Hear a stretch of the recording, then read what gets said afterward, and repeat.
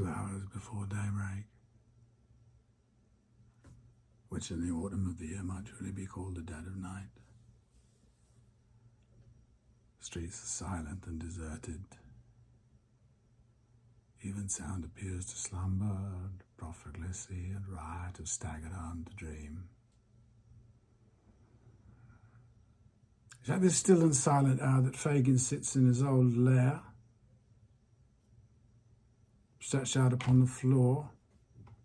On a mattress lies Noah Claypole, otherwise Maurice Bolter, fast asleep. Towards him the old man sometimes directs his eyes for an instant and then draws them back again to the wasting candle. He sits without changing his attitude, or appearing to take the smallest heed of time, until the doorbell rings. He creeps upstairs and he presently returns accompanied by a man muffled to the chin who carries a bundle under one arm. Throwing back his outer coat, the man reveals the burly frame of Sikes the housebreaker. There, laying the bundle on the table. Take good care of it and do the most you can with it. It's trouble enough to get. I thought I should have been here 3 hours ago. Fagin lays his hand upon the bundle and locks it in the cupboard, but he does not take his eyes off the robber for an instant. What now? What do you look at a man like that for? Fagin makes no answer, but raising his right hand, shakes his trembling forefinger in the air. Hello, says the robber, feeling in his breast. He's gone mad. I must look to myself here. No, gosh, no. It's not you, Bill. You're not the person. I have no fault to find with you, Bill. Oh, you haven't you? Passing a pistol to a more convenient pocket. Well, that is lucky for one of us. Which one that is don't matter. I'm going to have to tell you, Bill, and make you worse than me. I? Well, tell away. Look sharp and Nance will think I'm lost.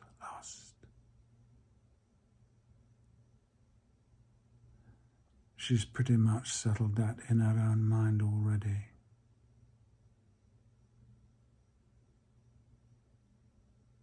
He looks perplexed into the old man's face, and reading no satisfactory explanation of the riddle there, he clenches his coat collars in his huge fist and shakes him soundly. Speak with you. And if you don't, it shall be for want of breath. Out with it. Say what it is you've got to say, you thundering, blundering, wandering old car. Out with it. Suppose that lad that's lying there. Fagin begins. Sikes turns around to where Noah's sleeping as if he had not previously observed him well. Suppose that lad was to peach, to blow upon us all. Suppose that lad was to do it out of his own fancy, not grabbed, trade, earwigged by the parson and brought to it on bread and water, but out of his own fancy, to please his own taste, stealing out at nights to do it. Suppose that lad was to do all this. What then? What then? If he were alive until I came, I would grind his skull under the iron heel of my boot into as many grains as there are hairs upon his head. What if I did it? I that know so much and hang so many beside myself.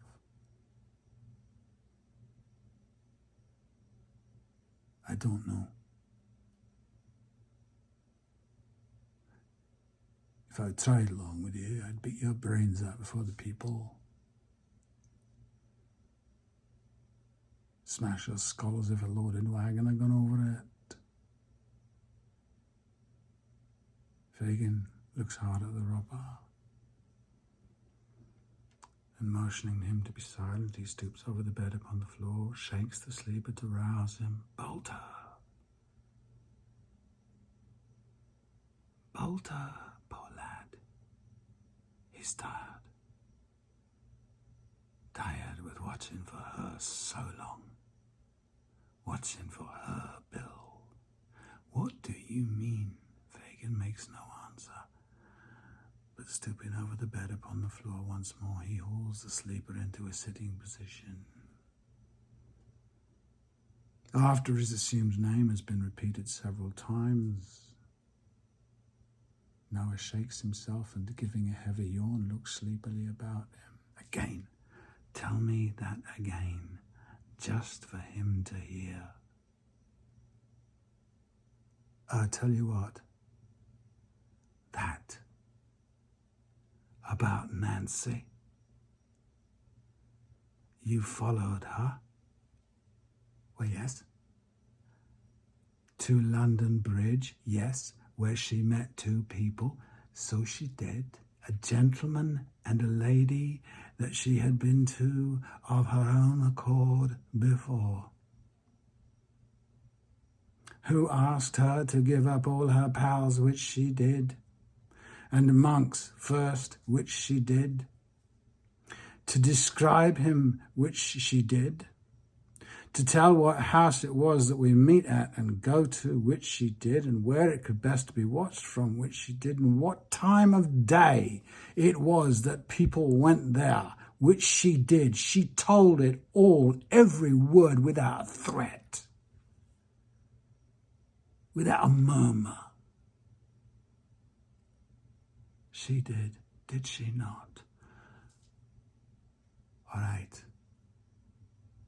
That's just the way that it was. What they say about last Sunday. I told you that before.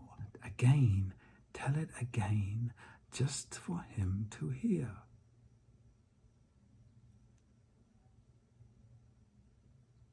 As he gradually grew more wakeful and had a dawning perception who Sikes was, Noah began to tell them. They asked her why she didn't come last Sunday. She said she couldn't. Why? Tell him that, because she's forcibly kept at home by Bill Sikes, the man she told him of before. What more of him? What more of this Bill, this Sikes, the man she told him of before? Well, she said she couldn't very easily get out of doors unless he knew where she was going. So the first time she saw the young lady, she made me laugh that day when she said it. She gave him a drink of laudanum before he come away. Sikes dashes from the room. Bill, cries Fagin, following him hastily. A word, only a word. Let me out. Don't speak to me. That's not safe. Let me out. Only a word, Bill. Says Fagin, laying his hand upon the lock. You won't be too violent. Bill. The day is breaking. It's light enough for the two men to see into each other's faces. There's the same fire in the eyes of both. I mean, not too violent for safety. Be crafty, Bill, and not too bold.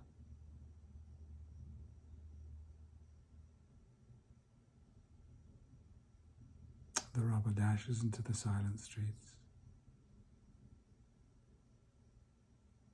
Without one pause,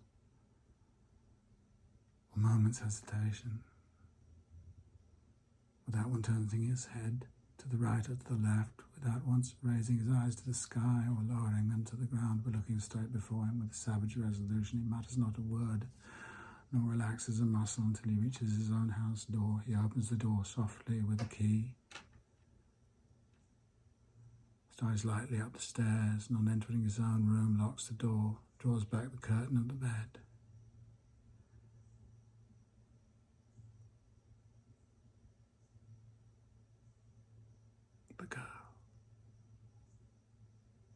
lies half-dressed upon the bed. Get up. Oh, it's you, Bill. Get up. Bill, why do you look like that at me? The robber regards her for a few moments. With heaving breast, dilating nostrils, and grasping her by the head and throat, he drags her into the middle of the room and places his heavy hand upon her mouth. You were watched tonight, you she-devil. Every word that you said was heard. Oh, then, if every word I said was heard, it was heard that I spared you, Bill. Bill, you cannot have the heart to kill me. Think of all that I have given up for you. Just this one night, Bill, for your sake, for God's, for mine. Think before you spill my blood. I have been true to you. Upon my guilty soul I have. The gentleman and that dear lady told me tonight of a place in some foreign country where I might end my days in solitude and peace. Let me see them again and on my knees beg the same mercy for you. Let us far apart lead better lives. Forget how we've lived and accept in prayer. Never see each other more. It's never too late to repent, Bill. They told me so. I can feel it now, but we must have time. We must have a little time.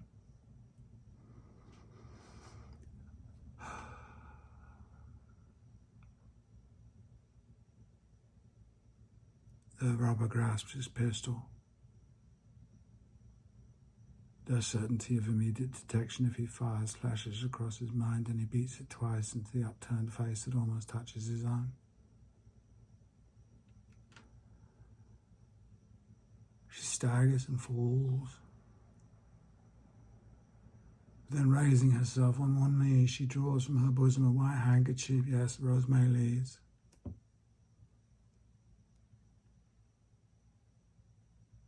And holding it up toward heaven, breathes one prayer for mercy to her Maker. Ghastly figure to look upon. The murderer, staggering backwards to the wall and shutting out the sight with his hand, seizes a heavy club and strikes her down.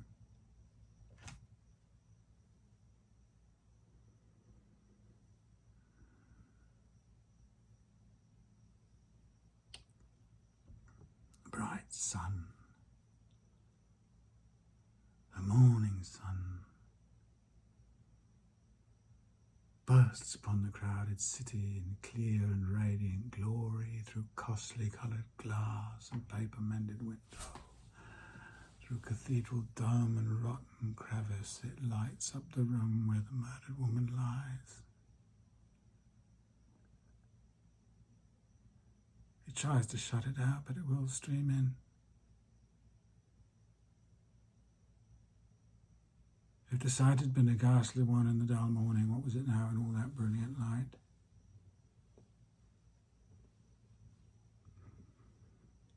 He hasn't moved. He's afraid to stir. There's a moan and a motion of the hand, and with terror added to rage, he strikes and strikes again. Once he throws a rug over the corpse, over the body, to hide the eyes and not see them glaring upwards, as if watching the reflection of the pool of gore that dances and quivers in the sunlight on the ceiling. He plucks it off again. There's the body, mere flesh and blood.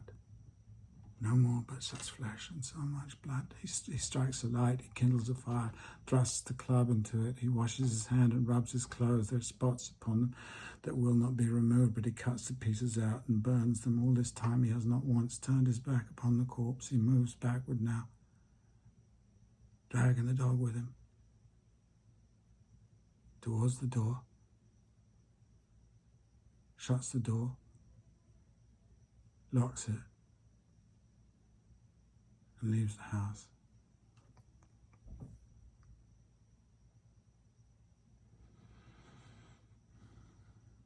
As he gradually leaves the town, all that day and plunges that night into the darkness and solitude of the country, is haunted by that ghastly figure following close at his heels. He can hear its garment rustle in the leaves, and every breath of wind comes laden with that last slow cry. If he stops, it stops. If he runs, it follows. Not running too, that would have been a relief, but borne on one slow, melancholy air that neither rises nor falls. At times he turns to beat the phantom off, but the hair rises on his head and his blood stands still, for it is turned with him then and is behind him. He leans his back against the bank,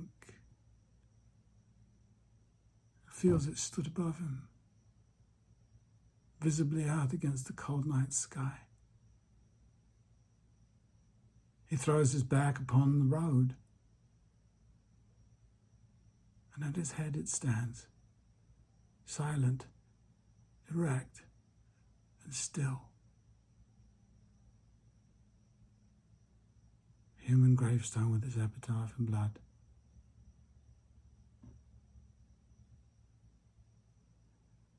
Suddenly, towards daybreak, he takes the desperate resolution of going back to London. There's someone to speak to there at all events, and a hiding place too in her old gang's house in Jacob's Island. Choosing the least frequented road for his journey back, he resolves to lie within a short distance of the city till it's dark night again, and then proceed to his destination. He does this, limps in amongst three affrighted fellow thieves. You that keep those hours, do you mean to sell me? Or let me stay here until the hunt is up? Well, you can stop here if you like, but whoever escaped the men who are after you. Hark.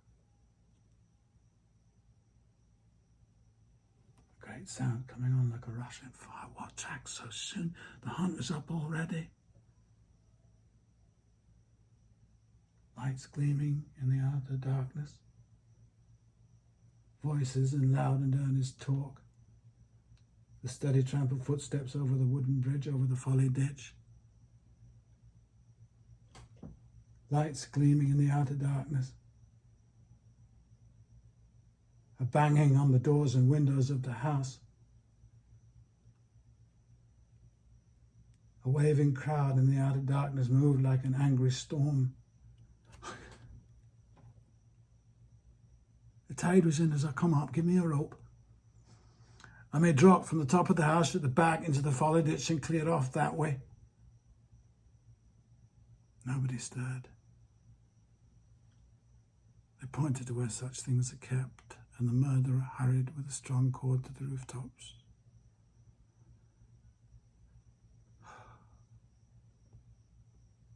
Of all the furious cries that ever fell on mortal ears, nothing could exceed the terrific yell when he was seen. Some shouted to those who were nearest to set the house on fire. The others adjured the officers to shoot him dead. Others with execrations clutched and tore at him in the empty air. Some called for ladders, some for sledgehammers. Others ran to and fro with torches to seek them. I promised £50, cried Mr. Brownlow from the nearest bridge, to the man who takes that murderer alive.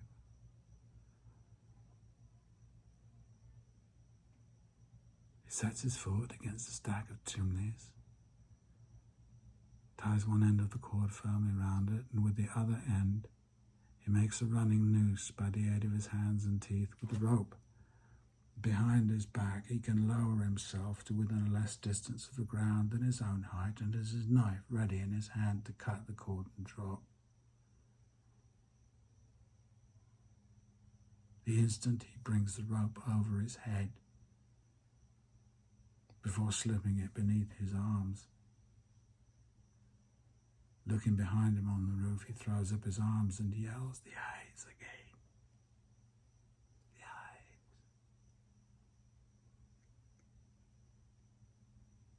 Losing his balance, he staggers and falls as if struck by lightning, tumbles over the parapet. The rope is at his neck. Swift as the arrow that speeds, he falls 35 feet and hangs, his open knife still clenched in his stiffening hand.